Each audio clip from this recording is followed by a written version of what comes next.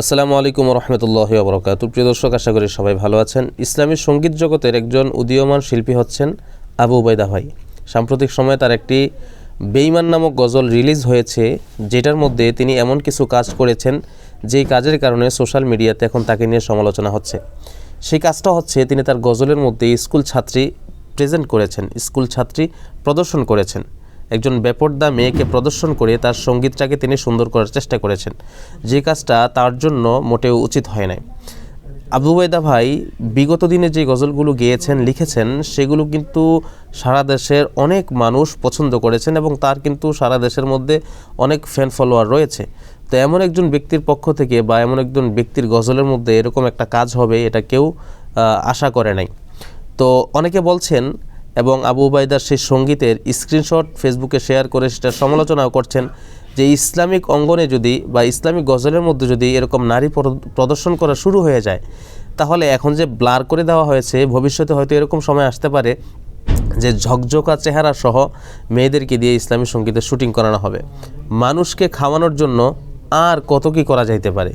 আরে ভাই, আপনি যদি একটা সুন্দর জিনিস মানুষের সামনে উপস্থাপন করেন, তাহলে অবশ্যই মানুষ সেটা দেখতে বাধ্য। মানুষ তো সোশ্যাল মিডিয়াতে এখন সময় বেশি একটা কাটায়। তো আপনি যদি সুন্দর জিনিস মানুষের সামনে উপস্থাপন করেন, তাহলে মানুষ এগুলো দেখবে না কেন? তো মানুষকে গিলানোর জন্য, খাওয়ানোর জন্য আপনি যদি এটার মধ্যে শরীয়ত গর্হিত একটা জিনিসকে উপস্থাপন করেন, তাহলে এটা তো ফায়দার চাইতে ক্ষতির সংখ্যায় বেশি হলো। এখন কিন্তু যুবকেরা আপনার ইসলামী সঙ্গীতগুলোকে বেশ ভালোভাবে গ্রহণ করছে, গান বাদ্য ছেড়ে এখন মানুষ ইসলামী সঙ্গীতের দিকে ধাবিত হচ্ছে।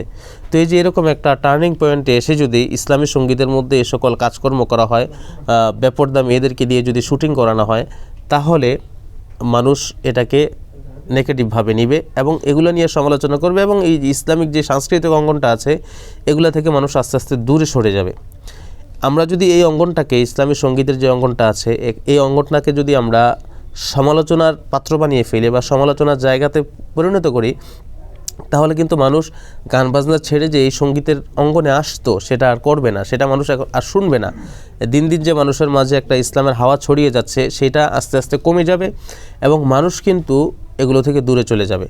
যে সময়টাতে মানুষের গায়ের মধ্যে ইসলামের হাওয়া লাগছে, সেই সময়টাতে যদি আমরা এরকম ইসলামী সঙ্গীতের মধ্যে এরকম কাজ করে, শরীয়ত গর্হিত কাজ করে যদি আমরা মানুষের সামনে এগুলোকে বিকৃত করে ফেলি, তাহলে কিন্তু ভবিষ্যতে আমাদের জন্যই ক্ষতি হবে।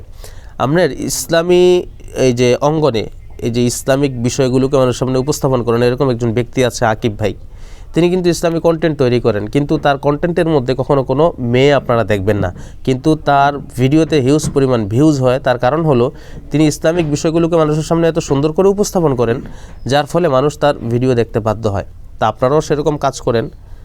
আপনারা মেয়ে উপস্থাপন করার দরকার নাই, তাহলেই তো আপনাদের সেই কন্টেন্টগুলো মানুষ দেখে। আপনারা এরকমভাবে গল্প তৈরি করেন, তাহলে মানুষ আপনাদের বিষয়গুলো দেখবে।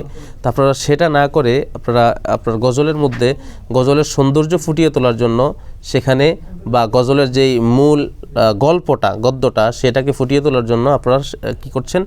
গজলের মধ্যে মেয়ে ব্যবহার করছেন, বেপরদা মেয়েকে উপস্থাপন করছেন। এইগুলো যদি আপনারা সংশোধন না করেন, তাহলে দেশের জনগণ হয়তো আপনাদেরকে বয়কট করতে পারে বা অপছন্দ করতে পারে। সুতরাং আবু উবাইদা সহ যারা এই টিমটা নিয়ে কাজ করেছে, তাদের কাছে অনুরোধ থাকবে যে আপনারা গজলের মধ্যে ভবিষ্যতে আর এই সকল জিনিস ব্যবহার করবেন না। তাহলে সারা দেশের মানুষ আপনাদেরকে যেরকম ভালোবাসতো, সেই ভালোবাসা থেকে আপনারা অনেক দূরে সরে যাবেন এবং আপনাদেরকে ছিটকে ফেলে দেবে।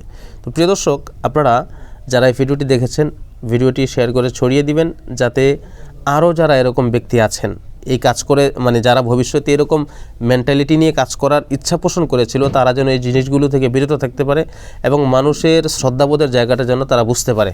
এই জন্য ভিডিওটি শেয়ার করে ছড়িয়ে দেওয়ার জন্য অনুরোধ রইল। আসসালামু আলাইকুম রহমতুল্লাহ।